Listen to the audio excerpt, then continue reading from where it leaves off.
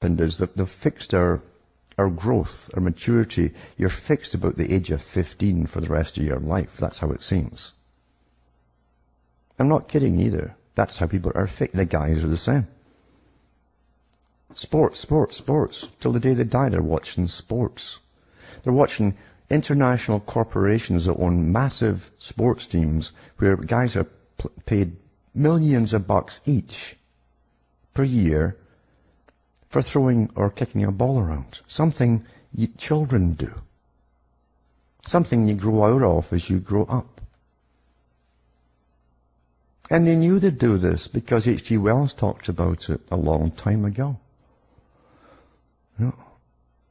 You see, when you take away your manhood, you can only project it through someone else.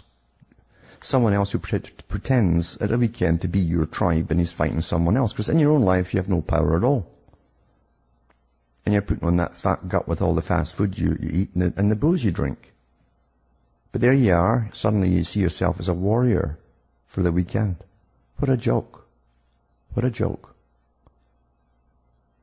Everyone's been manipulated by science and scientific indoctrination, including their whole psychology. That's a big part of it, the biggest part of it. About 100 years ago, this big organization with many branches, they wanted to rule the world basically using Britain as a nucleus of a system, an embryo, which also was going to be joined with the US under the Anglo-American establishment. Wrote about the kind of culture and the changes of culture over a 100-year period that they would actually design, implement and bring in. And H.G. Wells talked about it too. He talked about arenas.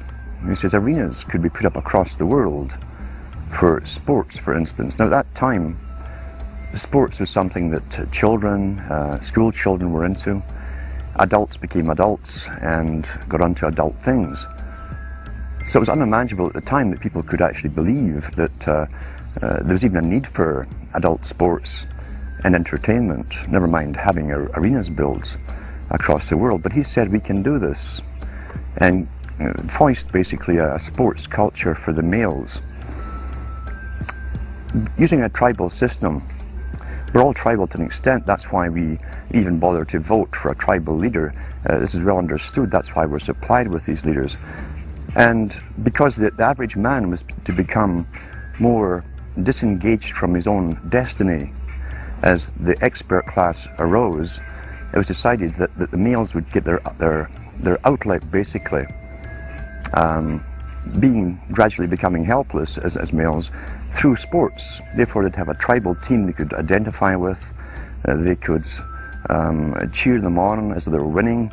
In their own personal lives, they were getting nowhere. They were getting disenfranchised in a sense as experts took over decision-making for them in all kinds of fields. So this was psychology at use, planned before they even implemented the sports. When radio came along, of course, they used that to the maximum. Sports for the men, soaps basically for the women, and then in came television, as I say, with its alpha state, its hypnotic state. And sure enough, around the 1960s, really, 50s and 60s, it took off. It really took off. And men became glued on Saturday nights to the sports shows. A culture industry, which is called by its own the culture industry. The Soviet Union had a department called the culture industry. Their actors and directors were called the cultural leaders, because they would, like a computer, people are like computers, all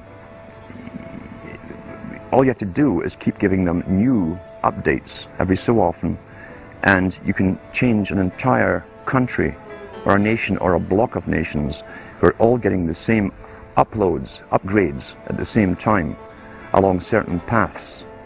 Today we call it political correctness. Most people want to belong to their peer group. They want to be the same as everyone else when it comes to opinions. In fact, they judge their own personal sanity by bouncing ideas off their neighbors and friends who will answer back and agree on these same topics in kind.